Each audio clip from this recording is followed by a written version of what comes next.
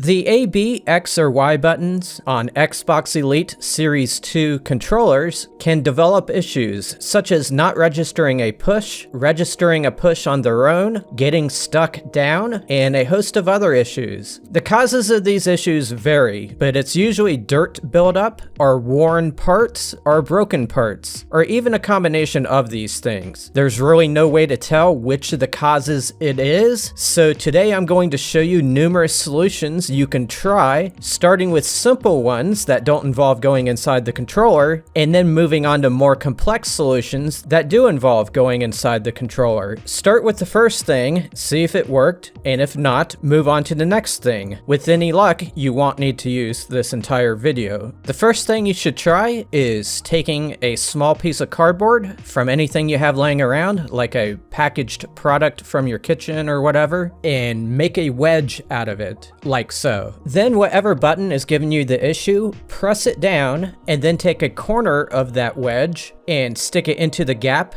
and move it around. The idea here is that there could be caked on dirt around that button, or there could be a single thing like a fingernail lodged in there, and this would dislodge it. I do realize that the gaps are very tight, so it's probably going to mangle up the cardboard as you do this, but I just want to give you the highest number possible of non-invasive things that you can try. See if this helped? If not, move on to the next method. This time we're going to do something similar, but instead of scraping, we are going to blow. This is best accomplished with a straw, so just blow along the gap around the problematic button as you press it down. If you don't have a straw, you can just roll up a piece of paper or cardboard, or you can just put your mouth right on the button and just blow that way. So see if that worked, and if it didn't, move on to the next method. Instead of blowing this time, we're going to vacuum. This is pretty self-explanatory. Just if you have a vacuum cleaner with a detachable hose like this one, just turn it on and vacuum the button. You definitely want to press down the button when you do this, and you also want to do a run without pressing down the button. I keep telling you to check to see if this worked. One way to do that would be to power on your console or whatever you're gaming with, and just seeing if the controller is functioning correctly within the game itself. However, it's probably going to be faster if you test your controller on hardwaretester.com. It's a free site. You just bring it up, and when you first go into it, you'll want to go to gamepad tester, which is just a sub area of the site. When you click into it, it's going to try to detect a controller, and you need to hook it up. You can use a USB cord if you want, or you can connect via Bluetooth. It'll detect it and show this diagram here. It does call it an Xbox 360 controller. I'm not sure why it says that, but either way, this will still work to test out your buttons. When you press A, B, X, or Y, it'll turn one of the indicators on the screen from a 0 to a 1. So you can sit there and tap it and just make sure it's responding as it should. You can also test out many of the other buttons as well. At this point, there's only one more thing to consider before we start taking things apart, and that is to just ignore the problem and remap the problematic button to one of the other buttons. If you have paddle buttons installed on the bottom, you may already have one of those mapped as an extra to your problematic button. In that case, you don't even have to do any additional remapping. You can just use that button if that's something you want to do. But if you don't want to do it that way, I'll show you how to map it to any one of the other buttons on the Xbox. You can also do this on the Xbox Accessories app if you're on a PC. Just make sure when you open the app that you also sign in to your Xbox account, or you won't be able to access the extra features that this controller has. But anyway, if you're on console, hit the Xbox logo button that's on your controller, and this little menu will pop up. Tab over to the last selection on the right, and on that submenu, select Settings, then Devices and Connections on the left, and Controllers and Headsets on the right. Then you'll see an image of your controller right there. If you're on the Xbox Accessories app, you'll see a similar screen right when you open the app. Whichever one you're using, you'll want to go to Configure, Here you can create and edit 3 different profiles for 3 different remappings, basically. It's very likely you already have a profile listed, and it'll probably say profile 1. If you do, you can highlight it and select the pencil icon here to edit that existing profile. Or you can just create a whole new profile, which is what I'm going to do here. I'm going to select new profile, and here I'm just going to keep it named profile 2. Here I need to select whichever button is giving me the issue. I'll go ahead and select X.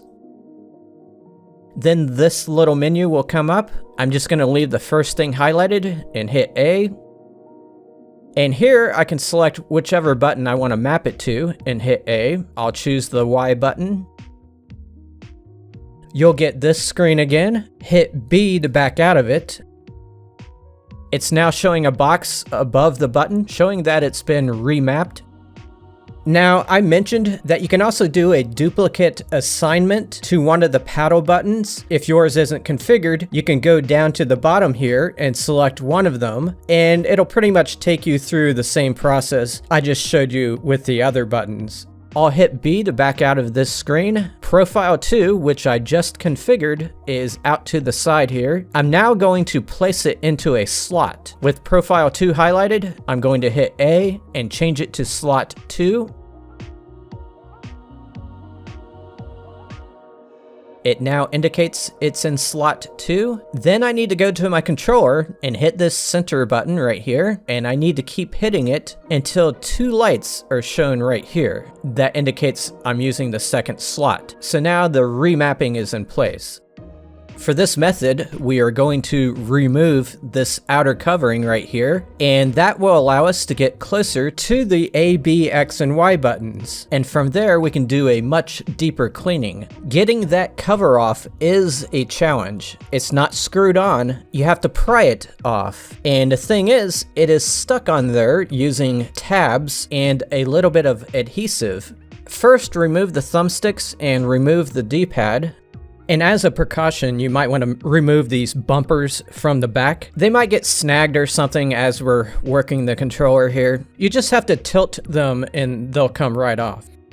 Take a look at that gap between the lower half of the controller and the upper half that we're trying to peel off. And if you see any crud in there, scrape that crud out. That crud is like a glue and it's going to make it harder to separate if we leave it there. I suggest you start prying in this area of the controller, just below the D-pad, and work your way to the left. There is a powerful tab in the upper handle area right here. If you pry it just right, that tab will become disattached. Once that happens, the rest is a lot easier.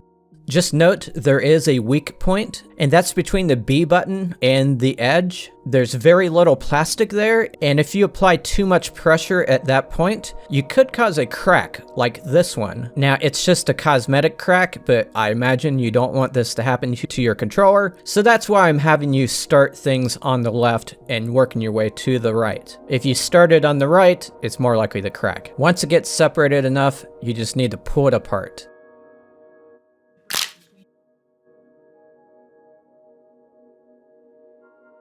You can see some of the adhesive here that's kind of like a gum. You just have to separate that. The good news is if you have to go back inside again, it should be easier to separate next time. Also note that one of the tabs may break in this process. If that happens, I don't think it'll be a big deal. It should still go back together just fine because there are multiple tabs. But if a piece does break off, make sure it didn't land inside the controller, or else that can cause some issues. So just make sure you pick up any pieces that broke. With the top piece off, take a look at the holes where the A, B, X, and Y buttons were, and clean them if needed. But our main task is to clean the buttons themselves. I realize that taking the cover off doesn't open up that much more space, but it may be just enough to make a difference. You can use the blowing technique again here, or you can put some alcohol on a swab and clean the button itself, or whatever other idea you can come up with.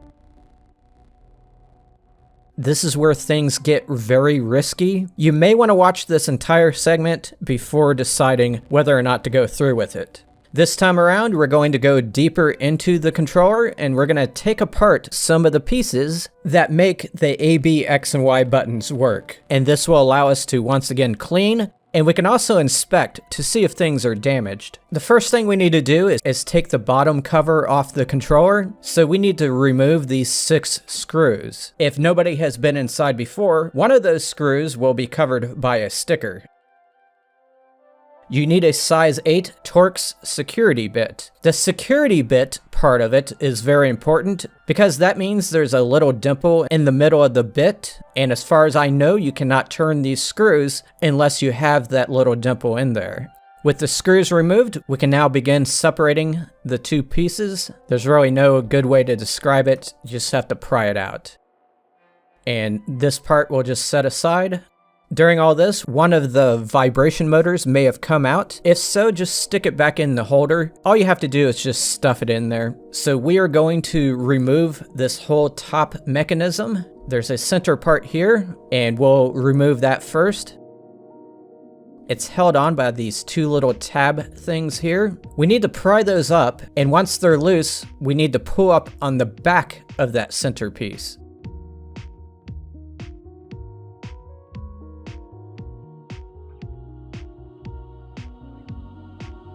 There we go. Now we're going to remove the rest of that top piece. It has a tab on each side. Here's what those tabs look like when it's already out. So you gotta pry up one side and just get that side loose, and then pry up the other side. Some people may need to stick a tool into that little tab and pry it up a little bit. What we have to do next is remove these 2 wires from that back board. Snap them out of place, and then pull them up from these little holders that are holding them onto the board. We just want to get them unattached from the blue board. Leave them attached to the green board. Now we need to separate the green board from the blue board. In order to do that, we first have to remove the top from the analog stick right here. The left one is okay. The right one, however, doesn't have enough clearance. It is screwed on there like a bolt. The thing is though, they also have adhesive in there. And sometimes when people try to unscrew this, it wrecks their analog stick. You may not want to take this risk, but I will say if you heat it up first, you're more likely to be successful. I recommend using a hairdryer, but you don't want to heat up the whole entire controller. You just want the heat to be on the analog stick. What I do is take a thick piece of cardboard and cut a hole in it around the same size as that cap, and then stick the cap through it, and then as you pass the hairdryer over top of it, it'll put most of the heat on the cap. And when it gets hot enough, turn it with some pliers. Once you get enough turns on it, let it cool off and then just do the rest with your fingers. And then you want to downgrade to a size 6 Torx security bit and remove these 2 screws right here. You then have to pull up on the board and pull it out. This can be done without disconnecting these wires that lead to the motors right here. Just leave the board flipped up like this. Remove this jack right here if it hasn't fallen off already, and just lay it aside. Now we're going to remove all the screws holding down the blue board. And now we can just pull the blue board out.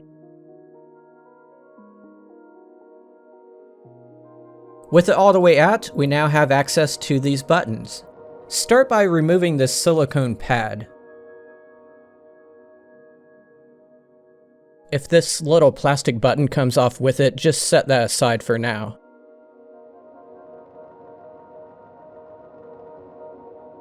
Clean both sides of it. I'm a little bit hesitant to put alcohol on it because that might be harmful to the material. You also want to make sure the material is not damaged. When you press on the little nubs, they should reflex back into position. If this part needs to be replaced, check out the affiliate links that are in the description of this video, or you can just grab it from another controller. Also clean those contacts that were underneath the pad. For this part, you can use alcohol. Bear in mind that 3 of the contact points are on one board, and the one for the B button is on the other board. Next, you'll want to turn your attention to the buttons themselves. You can remove them from the shell and just examine them and see if they need to be cleaned and see if they need to be replaced. Once again, this is a part that you can order. You can clean the area that was holding the buttons as well. I've now exhausted all my advice on how to make your button function properly. So now I'm going to show you how to put everything back together. Put your buttons back in. You just rotate them and they'll eventually fall into place. Also, make sure these buttons over here haven't dislodged themselves. If so, just put them back into place. And then put the padding back on top of them. This padding will only go down properly if all the buttons are 100% down inside their slots. We're going to stick the blue board back in.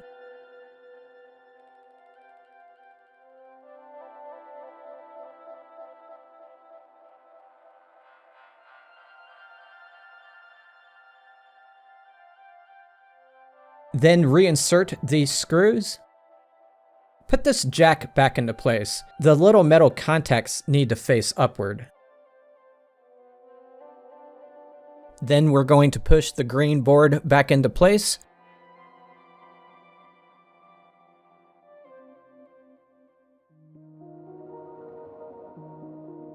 Put these two screws back into the corners. Then snap those wires back into their connectors. Now this can be a big pain in the butt because the parts are so small and you have to have it situated perfectly to snap it into place. And then push the wires back into their holders.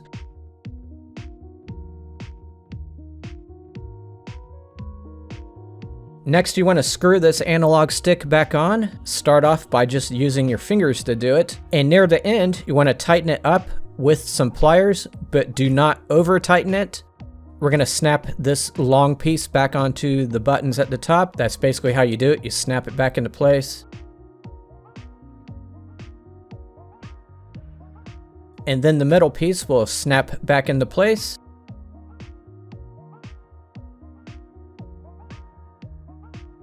Before you go further, just push on the buttons and make sure they're working fine. You may not have snapped everything back into place if it's not. Put the bottom back onto the controller. And put these 6 screws back in. Then snap the top back onto the controller. So, I hope you got a lot out of this video. If it did work or if it didn't work, please let me know in the comments. Have a great day, everybody.